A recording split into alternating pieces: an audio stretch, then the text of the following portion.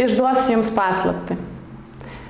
Kūrybiškumas nėra paveikslėlio surasto interneto platybėse pritaikymas jūsų reikiamos situacijos sprendimui. Kūrybiškumas visuomet yra apie inspiraciją. Kūrybiškumas yra apie interpretaciją to, kaip mes jaučiamės, ką mes matom, ką girdim, ką galim užčiuopti.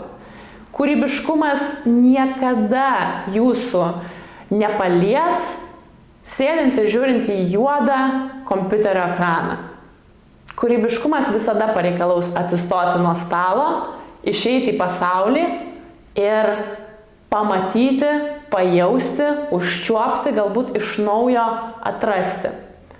Mes visuomet ieškom būdų, kaip lavinti kūrybiškumą. Nes savo atsakėm, kad kūrybiškumas yra treniruojamas, kaip raumuo.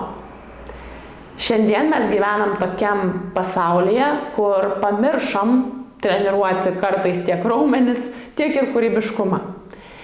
Ir būtent todėl mes pradėjom ieškoti, kokios praktikos padėtų lavinti kūrybiškumą, kokios praktikos paneigtų mitą, kad arba turi talentą kūrybai, arba ne.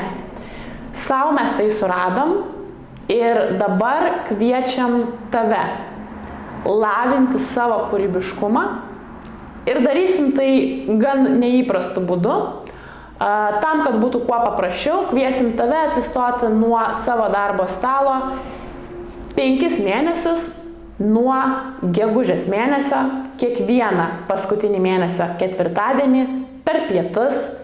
Darysim tą ypatingą erdvėj, Kaune esančioj istorinėje erdvėj, kuri jau pati iš savęs yra įkvepianti ir skatinanti kurti.